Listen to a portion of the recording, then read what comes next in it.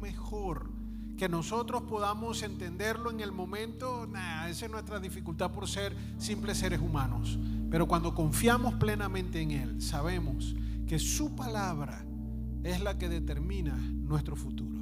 No existe la suerte, no está el destino en base a un no sé qué, sino que hay una voluntad perfecta de Dios en nuestras vidas, y eso nos llena de confianza. Recuerde, parte de la voluntad de Dios que Él expresa claramente en la Biblia es que tú y yo crezcamos, es que tú y yo cada día seamos más como Él, que hagamos morir lo terrenal en nosotros para poder vivir conforme al ideal, la ética, la moral, la nueva criatura que llegamos a ser en Cristo. Efesios 4:13, ese versículo que leímos hace un ratico, dice de este modo: todos llegaremos a la unidad de la fe y del conocimiento del Hijo de Dios, a una madurez perfecta que sea conforme a la plena estatura de Cristo. Esa es una iglesia.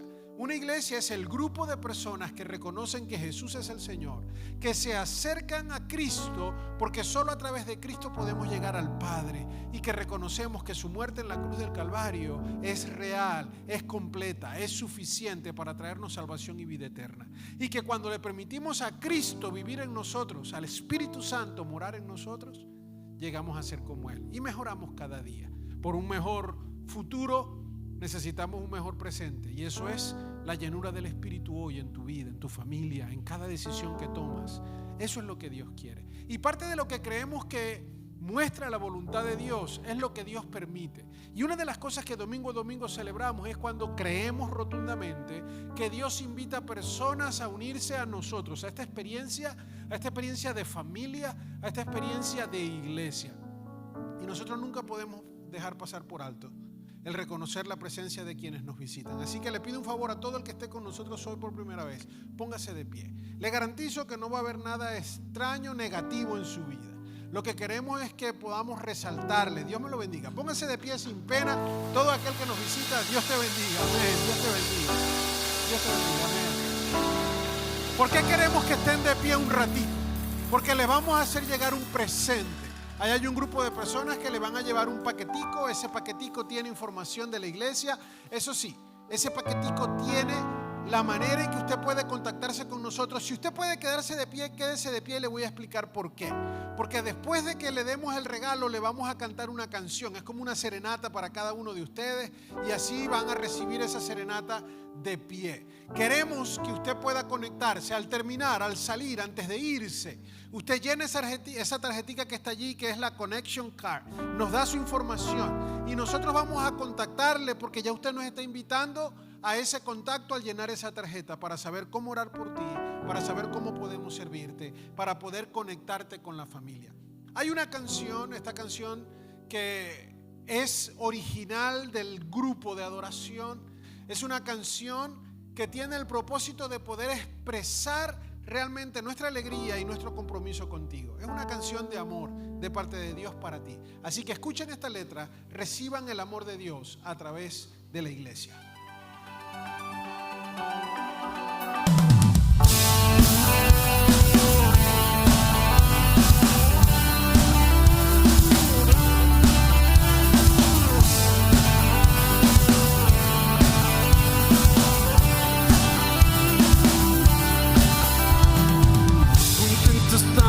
Hoy por tenerte, celebraremos conocerte, tu vida no será igual, tu gracia hoy te alcanzará. Si agradecido estás y buscas la verdad, este es el único lugar. Bienvenido amigo hoy a la casa del Señor.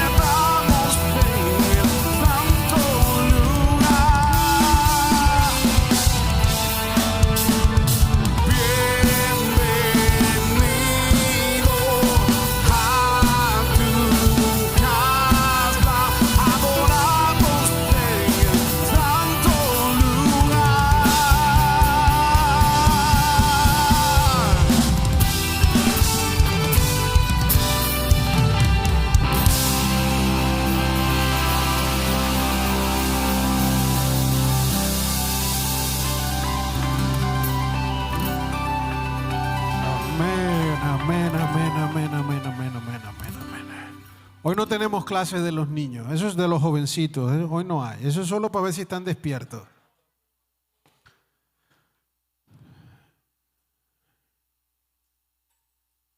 Amén. Celebramos en la presencia del Señor, celebramos lo que Él ha hecho. ¿Tienes ahí la portada, el Tetelestai? Anita.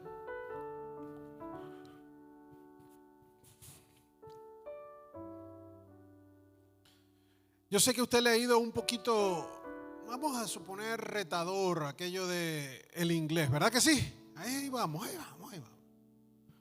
Pero le voy a complicar la cosa un poquito más porque no solo tiene que aprender inglés, sino que tiene que aprender también un poquito de griego. ¿Qué le parece si aprende conmigo un poquito de griego? Les garantizo que no va a ser tan complicado. Es solo una sencilla palabra. Tetelestai. Ahí está transliterada, es decir, escrita con letras en español para que usted la pueda pronunciar. Mírala como dice, Tetelestai. Tetelestai. Dígalo conmigo pues. Tetelestai. Ok. Eso quiere decir consumado es. Está listo. Lo hice. Lo cumplí. Perfecto. Tetelestai. Dice, no hay más nada que falte por hacer. Esa palabra fue una de las palabras que Jesús dijo en la cruz del Calvario.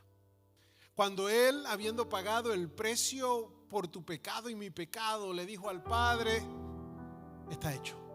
Lo que me mandaste a hacer, lo cumplí. Entonces, no hay nada incompleto en Jesús. Y como todo el mes de abril estamos tratando de conocer mejor a Jesús, quién es Él, como estamos tratando de recordar su importancia. La semana pasada hablábamos cómo Él fue anticipado por Dios con una pequeña promesa en el Antiguo Testamento cuando después del pecado y la derrota de la humanidad. Recuerde, cuando el ser humano cayó en pecado haciéndole caso al enemigo, al diablo, nos hicimos esclavos del pecado. La humanidad entera y la creación entera cayó en una maldición. Pero Dios no lo dejó así, no se lamentó diciendo, ay, se echó a perder todo, sino que Él dijo, yo tengo la solución. Y dijo, enviaré por el simiente de la mujer, del vientre de una mujer saldría el libertador. Anticipó que había una solución y esa solución era, así como Satanás logró confundir a un ser humano en Adán y Eva, y esa confusión conllevó al fracaso, ahora vendría a través de un ser humano, es decir, de Dios encarnado, de Jesús, la solución. ¿Cómo? Viviendo una vida perfecta. Demostrándole al diablo y demostrándole al mundo que se puede tener este cuerpito que tú y yo tenemos, estas voluntades, estos estreses, estos pensamientos adversos, esa limitación natural de no ser completos ni perfectos, sino débiles, pero aún así ser obedientes hasta el punto de ser perfectamente obedientes como lo fue Jesús. Por eso cuando leemos Efesios 4:13 que dice que queremos llegar a la madurez perfecta, es porque Él nos dio el ejemplo. La cristiandad no es una religión basada en conceptos filosóficos. No está basada en mitos, no está basada en idealismos. La cristiandad viene, ese término, de Cristo, el ungido, el enviado por el Padre para traer salvación y vida eterna, para poder traer restauración. Hoy quiero dedicar unos minutos para poder demostrarte rápidamente. Quisiera tener mucho más tiempo, pero sé que todos ya tienen hambre, se los noto en la cara. Así que vamos al grano. Pero quiero demostrarte, quiero recordarte aquello que Lucas narra tanto en Hechos como en su Evangelio, cuando él dice que en Cristo se cumplieron todas las profecías del Antiguo Testamento. Miren Lucas 24:27, y comenzando desde Moisés, siguiendo por todos los profetas, le declaraba lo que todas las escrituras decían de él. Es decir, Jesús mismo anticipó, explicó que Él vino a cumplir el Antiguo Testamento, que Él vino a cumplir una promesa, y solo de eso cantábamos ahorita. Decíamos que Él cumple promesas.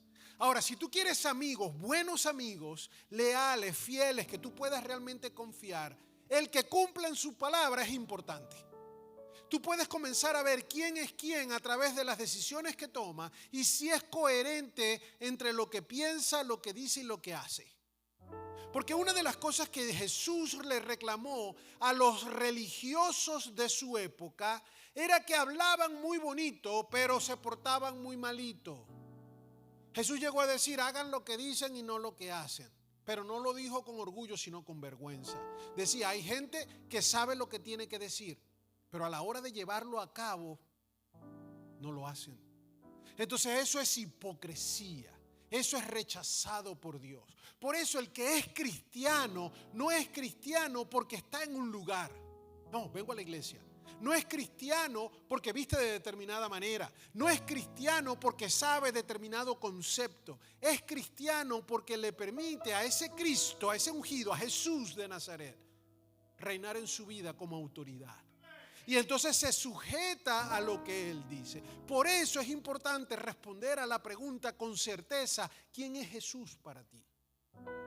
¿Quién es Jesús para ti? Porque esa respuesta fue lo que causó el antes y después. El mismo Cristo le dijo a sus discípulos, ¿qué dice la gente quién soy? ¿Qué dicen ellos quién soy? ¿Qué dices tú? Le preguntó a Pedro, ¿qué soy? Y Pedro dijo, tú eres el Cristo. Tú eres el Salvador. Ahora, hermano, escúchame esto. Lo que quiero darte es un argumento para que reflexiones, porque sé que hay mucha inteligencia en este salón. Hay mucha gente que durante toda su vida ha pensado y ha analizado. Y hay algunos que han dicho y han gritado que para ser cristiano lo que hay que tener es fe ciega, sin pensar, solo acéptalo. Y es verdad que hay una parte de la fe que tiene que ver con aceptar algo, sin dudar porque ya confío en ti. Como ya confío en ti, no dudo de lo que me dices de ahora en adelante. Pero eso es después de que ya tuve la confianza. Ahora, ¿cómo yo llego a confiar para después no dudar? En una experiencia íntima de caminar contigo y darme cuenta de que, wow, eres íntegro, eres correcto. Lo que piensas va acorde con lo que hablas y va acorde con lo que haces. Pues Jesucristo es digno de confianza. Y hay algo en el Antiguo Testamento, y recuerde, el Antiguo Testamento son los libros que se escribieron antes que Jesucristo naciera. Son todos los libros sagrados para el pueblo de Israel, para los judíos. Todos esos libros contienen innumerables referencias a Jesús que venía.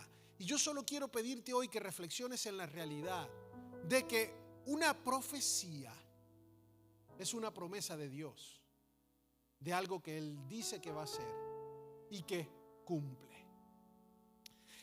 Hay una gran confusión en la Biblia cuando algunos creen que hay muchas promesas de Dios para ti, para mí, y todo aquello lo tomamos y decimos, Dios me promete y Dios me promete. Cálmese.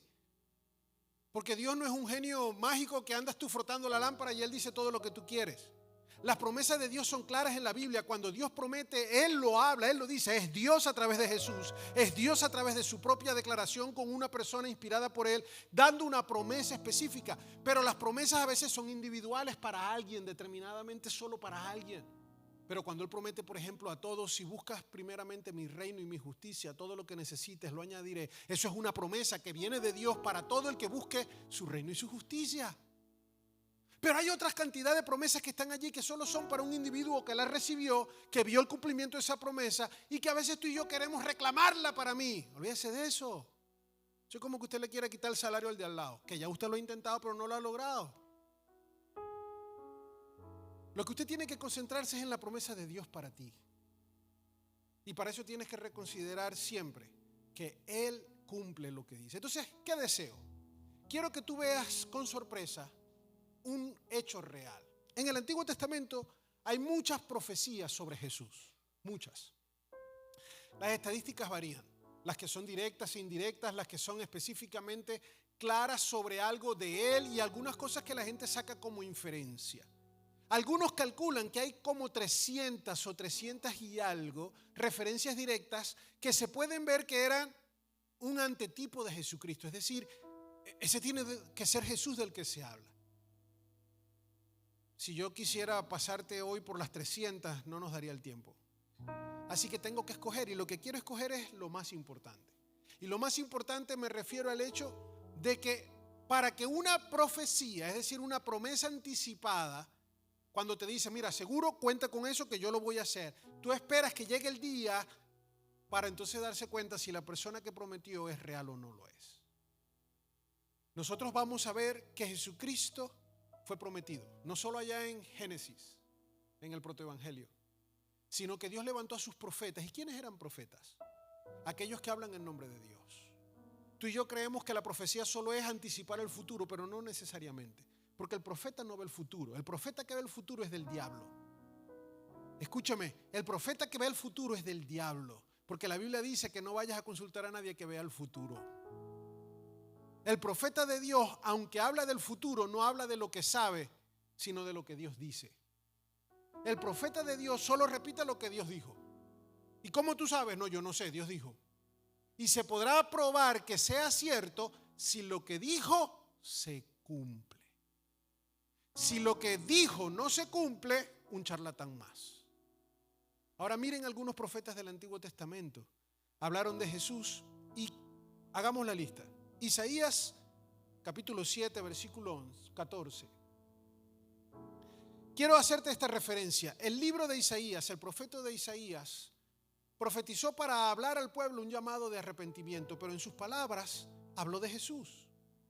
Y lo que quiero que tú tomes en cuenta es que cuando se escribió este texto datado científicamente por el ser humano que trata de entender cómo poder dar certeza de los hechos reales del pasado en el presente, aún todavía los que no son cristianos, aún todavía los que no quieren aceptar que Cristo es real, aunque quieran llamarse ateos, todos están de acuerdo que este pasaje fue escrito en el 735 antes de Cristo. 735 años antes de Cristo, Isaías dijo: he aquí, la Virgen concebirá y dará a luz un hijo y llamará su nombre Emanuel, que quiere decir Dios con nosotros.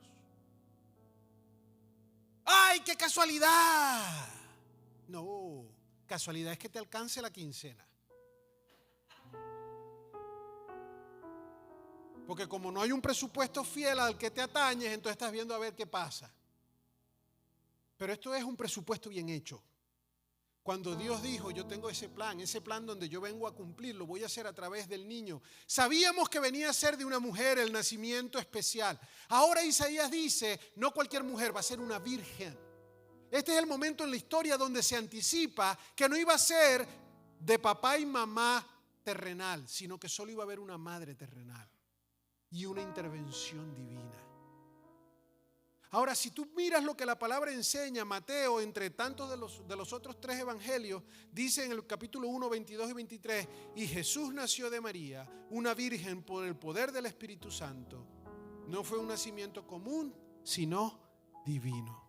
Y lo que el ángel le dijo a José, y lo que el ángel le dijo a María, cuando le anticipó que ella quedaría embarazada, es que tendrían que ponerle por nombre Emanuel.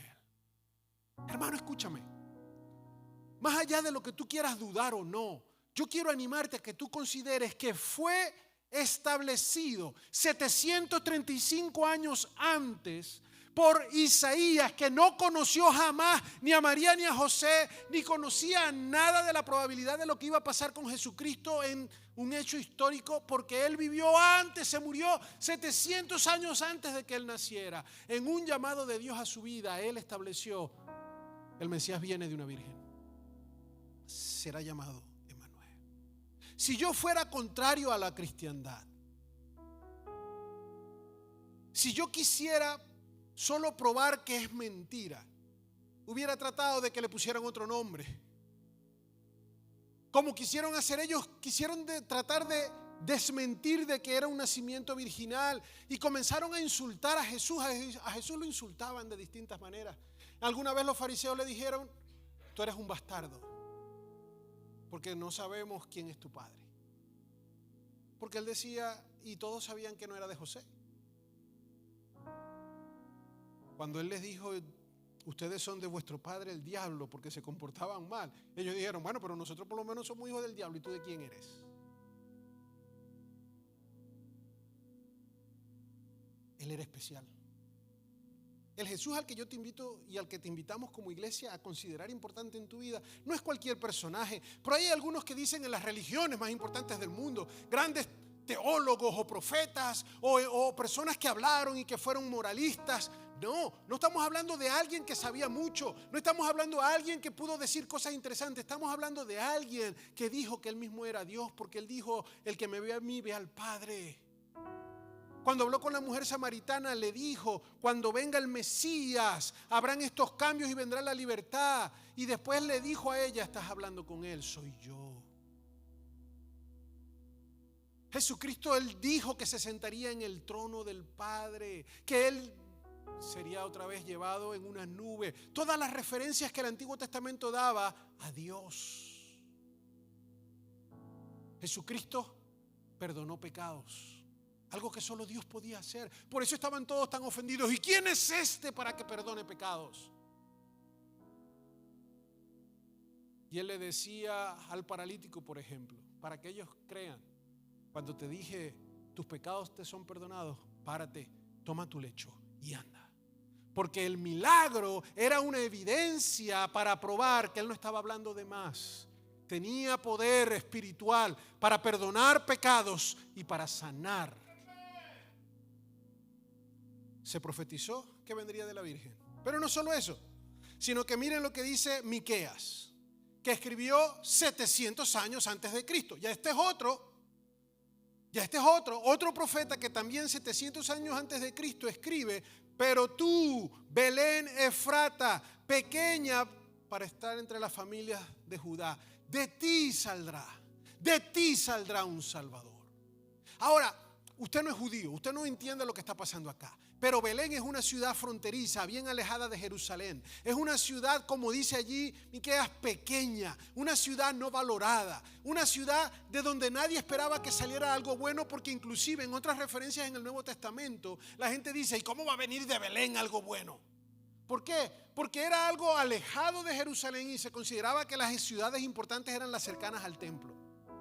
Y una ciudad fronteriza daba el riesgo de que se ligara al pueblo judío con otros pueblos fronterizos y entonces se perdiera la pureza del cuidado de la santidad que Dios les había pedido. Sin embargo, Dios dice: de allí vendrá el Salvador. Mateo 2, 1 al 6 dice: Jesús nació exactamente en Belén, cumpliendo esta profecía, pese a que su familia era de Nazaret. Ahora, ¿por qué? ¿Cómo se ponen de acuerdo? Ya ustedes le imaginan a José, que después que le dijeron: mira, tu esposa, a la cual tú todavía no has tocado, ya está embarazada. Entonces él dice: bueno, ya que está embarazada, déjame ver dónde tiene que nacer el Mesías para ver si lo hago que nazca ahí y así me libro de este problemón. No. Él estaba atemorizado, él estaba angustiado, él no lo planificó. Como sabemos, todo lo que él hizo, lo hizo en reacción, en respuesta a lo que estaba pasando. Se llamó un censo, había gran hambruna, habría necesidades, pero Dios determinó que él naciera en Belén. Se cumple la profecía. Ahora, ¿cómo tú lo anticipas? ¿Cómo tú lo anticipas? Tú mismo has tratado de decir: ay, cuando mis hijos nazcan, quiero que nazcan, y a veces no lo logras. Se adelantó un día, se adelantó 3 días, se adelantó un mes. No logras ni anticipar cuánto va a salir en el recibo de la luz del mes que viene. No, yo apagué todas las luces, y cuando ves, ¡pum!, lo mismo. Dice Dios: entonces, ¿qué pasa? Sigue creyendo que tú lo controlas. 735 años antes se dice eso. Pero no solo eso, miren, hay cosas más interesantes todavía. Y para mí esto es especialmente importante. Me voy a dedicar a leer con calma este capítulo, el capítulo 53 de Isaías. ¿Por qué? Porque no solamente se habla de dónde van a ser, de cómo iban a ser, sino que se describe al siervo sufriente, rechazado por la humanidad, que murió en tu lugar y en mi lugar. Ahora escúchame, mira lo interesante de esto. Isaías, como ya te dije, escribió entre 700 y 735 años antes. Isaías describe al Jesús crucificado de una manera que pareciera que fuera la descripción de algo que tú y yo vimos en la pasión de Cristo. Pareciera que vimos la película y entonces ahora describimos, cuéntame qué vistes. Miren cómo Isaías, 700 años antes, escribe y dice esto. ¿Quién ha creído en nuestro mensaje y quién se le ha revelado el poder del Señor? Creció en su presencia como un vástago tierno, como raíz de tierra seca. No había en él belleza ni majestad alguna. Su aspecto no era atractivo y nada en su apariencia lo hacía deseable. Despreciado y rechazado por los hombres, varón de dolores, hecho para el sufrimiento, todos evitaban mirarlo. Fue despreciado y no lo estimamos. Ciertamente Él cargó con nuestras enfermedades y soportó nuestros dolores, pero nosotros los consideramos herido, golpeado por Dios y humillado. Él fue traspasado por nuestras rebeliones y molido por nuestras iniquidades. Sobre Él recayó el castigo, precio de nuestra paz, y gracias a sus heridas fuimos sanados. Todos andábamos perdidos como ovejas, cada uno seguía su propio camino, pero el Señor hizo recaer sobre él la iniquidad de todos nosotros. Maltratado y humillado, ni siquiera abrió su boca. Como cordero fue llevado al matadero, como oveja enmudeció ante su trasquilador y ni siquiera abrió su boca. Después de apedrearlo y juzgarlo, le dieron muerte.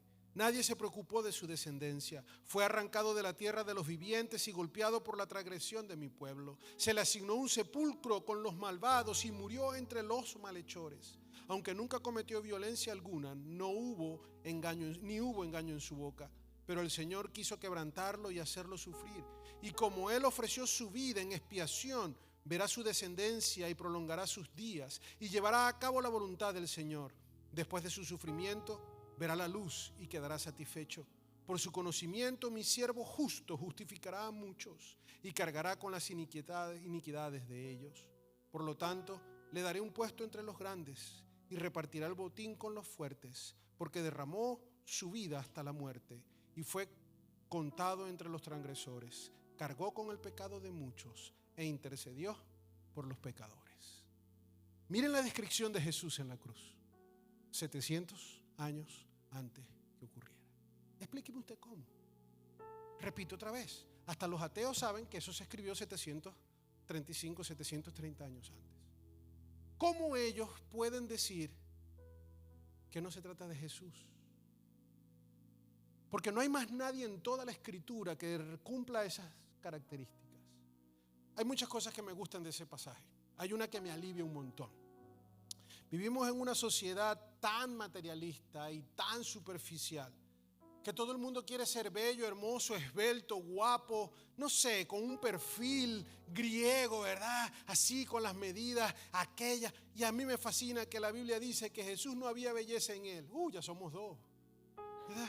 Dice, no había belleza en él, ni majestad alguna.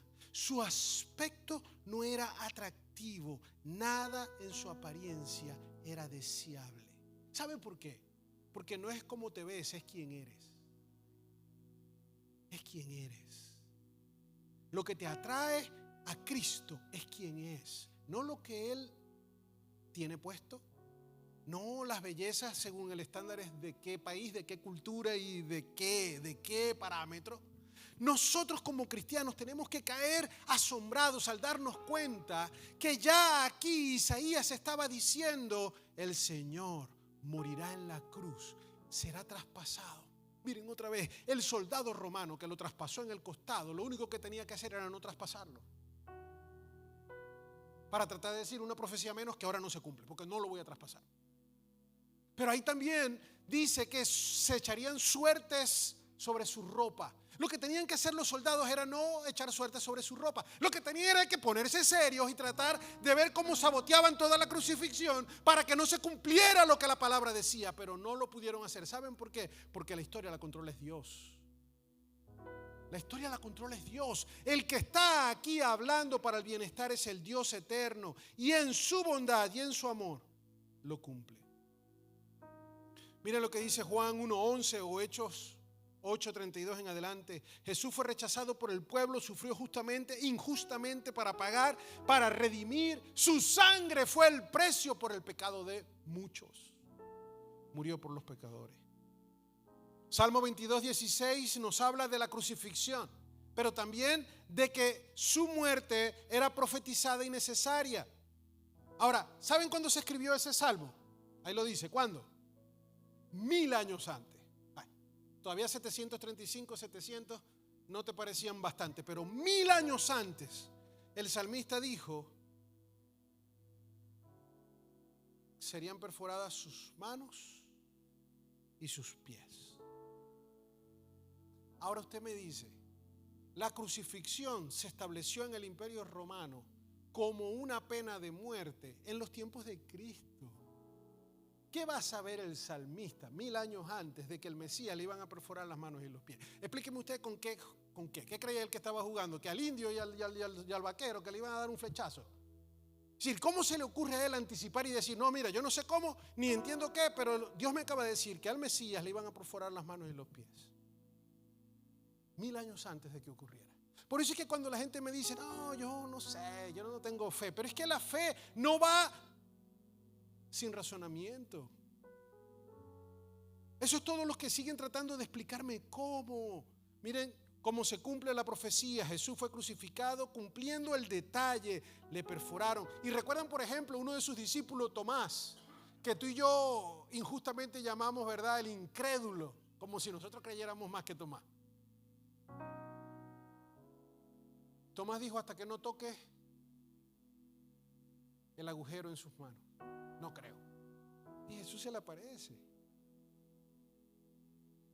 Y aunque hubiera provocado es darle una cachetada y decirle, aquí está, agarra, con hueco y sin hueco, ahí va. No, lo que le estiró la mano y le dijo es, Tomasito, ¿qué necesitabas? ¿Tocar esto? Tócalo. ¿Por qué? Porque Dios no estaba molesto con su hijo porque él dudara. Y para que usted se le quite la idea de que Tomás, el incrédulo, usted sabe que después de esa manifestación, esa teofanía, esa encarnación de Jesús ahí en el aposento alto y hablando con Tomás, Tomás trajo el evangelio y le predicó a toda la India. Y el evangelio de Cristo llegó a toda Asia Menor, a la India, a través de Tomás. Entonces se reivindicó. Se reivindicó porque murió predicando lo que creyó.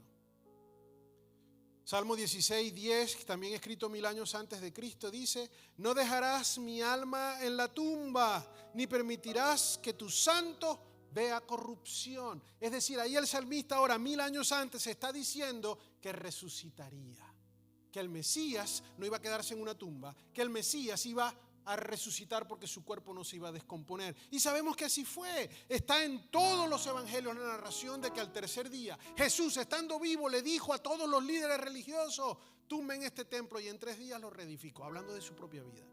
Los mismos discípulos no entendían de lo que se trataba hasta que lo vieron y se le apareció resucitado a muchos. ¿Quién es Jesús para ti? ¿Un personaje de la cristiandad? No. Porque alguien que dice, como Jesús lo dijo, que Él es Dios, o está loco o es muy especial, porque de verdaderamente es Dios.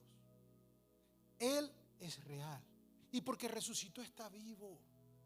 Porque resucitó, nosotros tenemos que entender las consecuencias. Ahora miren las conclusiones lógicas, porque esto es importante. Pónmelo allí, Anita. Estas profecías me demuestran que no fueron escritas en una patraña para tratar de convencerte. Ellas fueron escritas 730, 700, 1000 años antes. Y te repito, hay más de 300 que pudieran ser citadas y ser un cruce de información para quedarnos sorprendidos. Pero creo que estas son tan exactas que te ayudarán. Fueron ellas anunciadas siglos antes. Y Jesucristo las cumplió. ¿Confiarías tú en alguien que cumple su palabra? Yo confío. Lo que nos pone nerviosos a nosotros en todas nuestras relaciones es eso. Y si nos quedan mal, y si no cumplen lo que dijeron. Pero con Dios tú no tienes eso, porque Dios es el mismo ayer, hoy y por siempre. Su esencia inspira confianza. Ahora hay preguntas que tienes que hacerte, y con estas preguntas me gustaría que tú pudieras reflexionar y llegar a conclusiones. ¿Qué vas a hacer cuando Cristo regrese? Porque la Biblia dice que tenemos dos opciones: que Él venga mañana y nos consiga vivos acá y tenemos que verle cara a cara con este cuerpito, o que algún día nos toque a nosotros morir antes que Él venga y espiritualmente estaremos delante de su presencia. Aquel que promete y cumple tiene autoridad para exigir que tú hagas lo mismo. Aquel que promete y cumple y que te da todo y que vino en rescate por ti y por mí y que murió en tu lugar, no solo te creó, sino que te compró con sangre. Por eso Jesucristo es el Señor. Y cuando alguien es el Señor, tú dejas de estar cuestionándolo. Dejas de estar entrando en pánico sin entender que Él es fiel. Usted dirá: pastor, para usted es fácil. No, es igual de difícil que para ti. Es difícil. Lo único que tengo que hacer es recordar lo que Él ha hecho. Y cuando cierro mis ojos y comienzo a hacer una lista de todas las cosas que Dios ha hecho solo por mí y por mi familia en el pasado, y a eso le agrego lo que veo hacer por muchos de ustedes día a día, empiezo a decir: chico, ¿y por qué me voy a preocupar? Si mi Dios es fiel. Mi Dios es bueno. Termino recordando las palabras de Pilato cuando le trajeron a Cristo. Pilato lo entrevistó y no consiguió nada. Y la pregunta que vino a su cabeza es: ¿qué haremos con Jesús de Nazaret? ¿Qué haremos con Él? Y es la pregunta que todos nosotros tenemos que responder cada día, porque lo que tú respondas a eso determina tu bienestar. ¿Qué vas a hacer con Jesús? ¿Aceptarlo como Señor y Salvador, rendirte ante Él y obedecerlo? ¿O menospreciarlo porque no, es igual que Mahoma, que Confucio, que cualquier otro, ¿sabes? Gente importante que sabía cosas muy interesantes, tiene buenas ideas. Si tú lo crees solo un ser humano que habló bonito y que hizo algunas cosas y que quizás, miren, el Corán es tan especial que al principio acepta que Jesucristo es quien Él dice que es ser, y después dice que no, que Jesucristo ni siquiera murió en la cruz.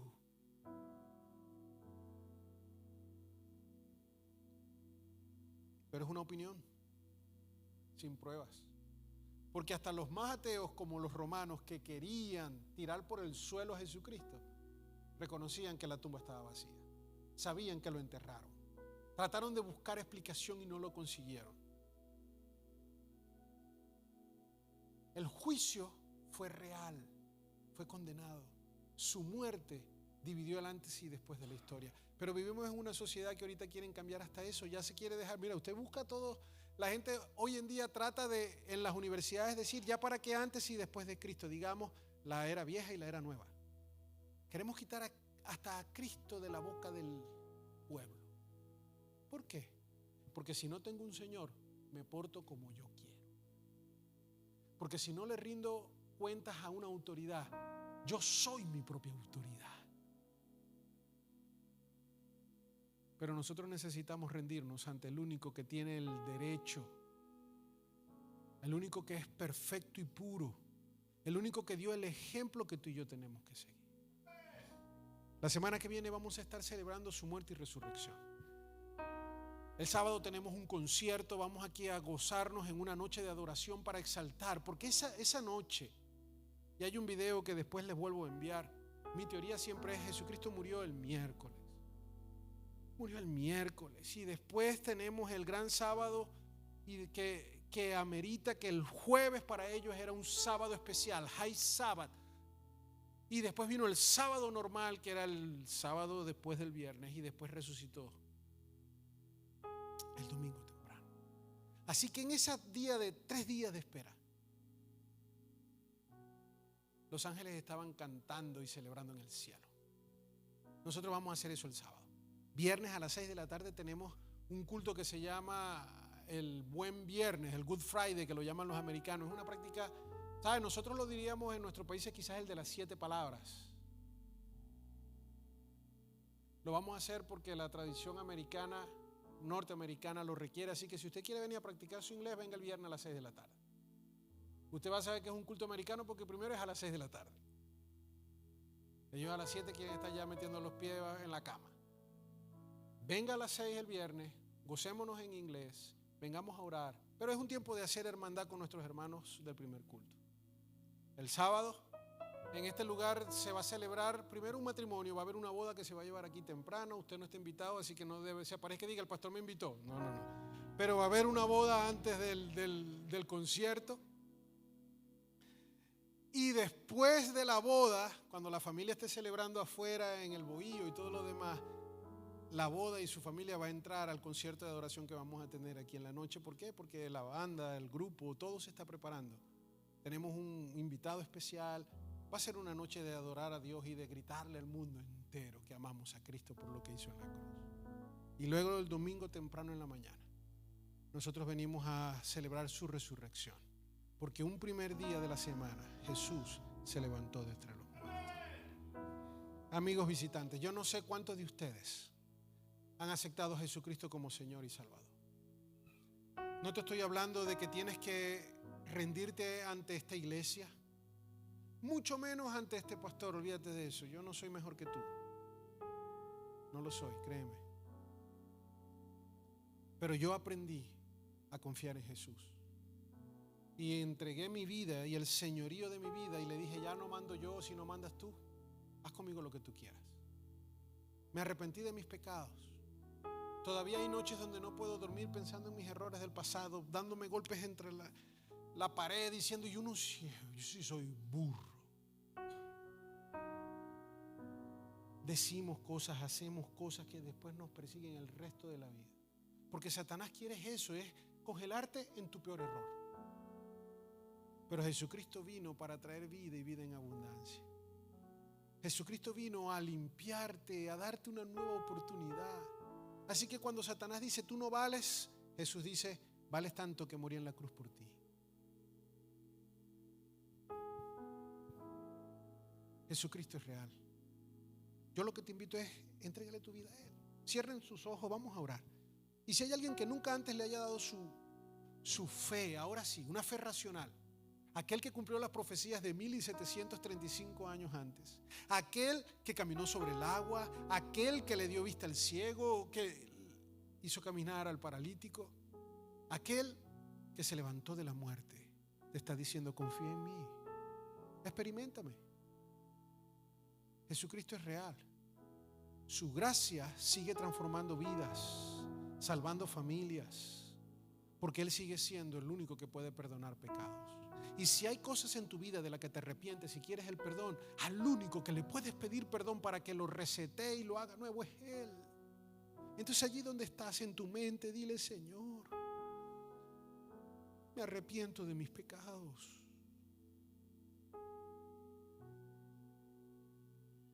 Me arrepiento de vivir sin ti, de creer que yo soy mi propia autoridad. Y a partir de hoy yo quiero que mi vida, mi familia, mis decisiones, mi futuro dependa de ti, que eres el mismo ayer, hoy y siempre, que eres fiel, que eres real. Perdóname, Señor. Quiero que tu sangre limpie mi vida de toda maldad. Y quiero tener la certeza de ir al cielo cuando me toque partir de este mundo. Te lo pido, creyendo en ti. Amén y amén. La Biblia dice que cuando Jesús iba al cielo, reclamando otra vez toda la autoridad, recuerda la autoridad que el hombre le dio al diablo al caer en pecado, Jesús dijo, toda autoridad me ha sido dada ahora, después de la resurrección, en el cielo, en la tierra, debajo de la tierra, ya todo está hecho, tetelestai, consumado es, yo soy el camino, la verdad y la vida, dijo Jesús. Eso es real, Él lo hizo y la consecuencia la seguimos disfrutando. Ahora, ¿sabes qué? Cuando Él dijo todo ese poder, le dijo a la gente, vayan, díganle a todo el mundo esto, repitan las buenas nuevas, hay esperanza, hay perdón, enséñenle. Y después dijo algo interesante, bautícenlos en el nombre del Padre, del Hijo, del Espíritu Santo. Domingo pasado vimos un grupo de nuestros hermanos y hermanas bajando a las aguas del bautismo. Ahora yo quiero decirte, si tú hoy tomaste la decisión por Cristo, si tú hoy en tu corazón dijiste, sí, yo le doy mi vida a Cristo, la evidencia que Jesús pide es que te bautices. La ventaja que te voy a dar es que el próximo bautismo es el mes que viene. Pero ya hay una lista que comenzó a estar allí, a escribirse, a llenarse. Bautízate. Si aún no has hecho una declaración pública diciendo yo quiero morir al mundo y vivir para Cristo, y aquello que decidí en mi corazón, ahora quiero que sea público, escríbeme en privado y dime, pastor, el mes que viene me bautizo, para que sigamos celebrando, para que sigamos viendo el caminar de Dios. Solo Dios puede traer la paz y la bendición a tu vida, así que búscalo a Él. Amén. Un aplauso al Señor. Un aplauso al Señor. Mire cómo progresamos. Si usted lee ya eso, usted habla ahí griego e inglés. ¡Qué bárbaro! Tetelestai, it is finished. No, de aquí para las Naciones Unidas. Hermanos, este miércoles vamos a suspender la actividad. El miércoles no hay nada porque el viernes hay culto de Good Friday.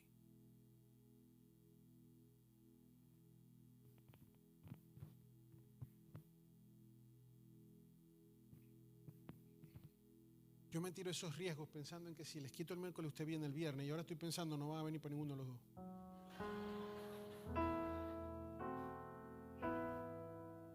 Pero yo voy a confiar en usted.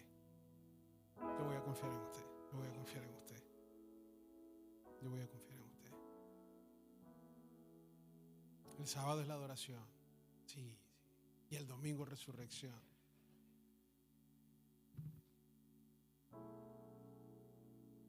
Haga su agenda. Viernes a las 6. Viernes a las 6. Si usted quiere el miércoles venir a orar, yo voy a estar aquí. Voy a orar con algunos líderes, vamos a prepararnos. Quizás aprovechamos el miércoles, Pastor Javier, para cualquier cosa que haya que adelantar. Pero esto no puede ser obligado, esto es voluntario del corazón. En nuestros países estarían ustedes comiendo cazaba y pescado. Y algunos pagando penitencia. Llegaron aquí y ya no hacen nada de eso.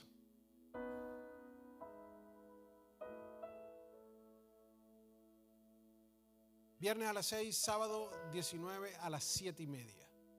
Worship Night. Hermano, escúcheme.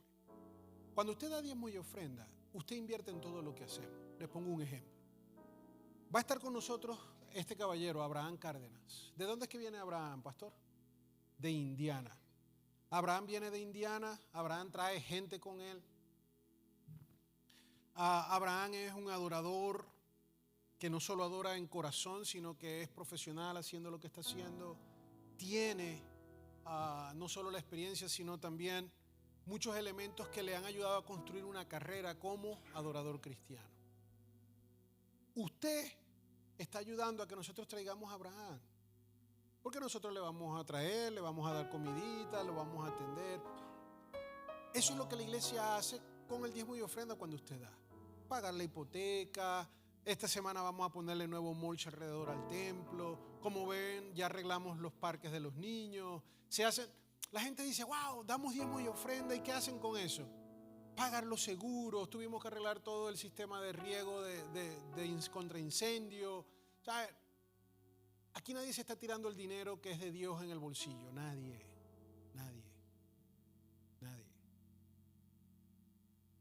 Los que se bautizaron les hacíamos la invitación que si quieren ser parte de la asamblea de la iglesia, y me preguntaban, ¿y qué es la asamblea? ¿Qué es la membresía? Es el grupo de miembros que ahora viene una vez al año para tomar la decisión de qué hacemos con el presupuesto, cómo vamos a usar el dinero. Y recuerde que la iglesia subcontrata unos auditores que están en Murfreesboro y ellos supervisan nuestra ejecución monetaria. Y créanme, cuando sale algo de cualquiera de las cuentas, llaman a preguntar, ¿y qué es eso? ¿Por qué? Y hay que traerle facturas, hay que demostrarles cómo debe ser. Y rinde porque somos organizados, pero sobre todo porque entendemos que lo que tenemos viene de Dios. Y Dios prospera y bendice. Usted debería tener en su casa un presupuesto. Usted debería tener en su casa un comité de evaluación y auditoría. En algunos casos es la esposa. En otros casos es el esposo. Y en otros casos son los dos que tienen buen ojo. Pero cuando usted tiene un presupuesto y tiene un comité de evaluación y de auditoría, les rinde el dinero. Toma mejores decisiones. Pero sobre todo el usar las cosas para la honra del Señor. Amigos visitantes, no es obligado. Dar diezmo y ofrenda no es obligado, nunca lo será.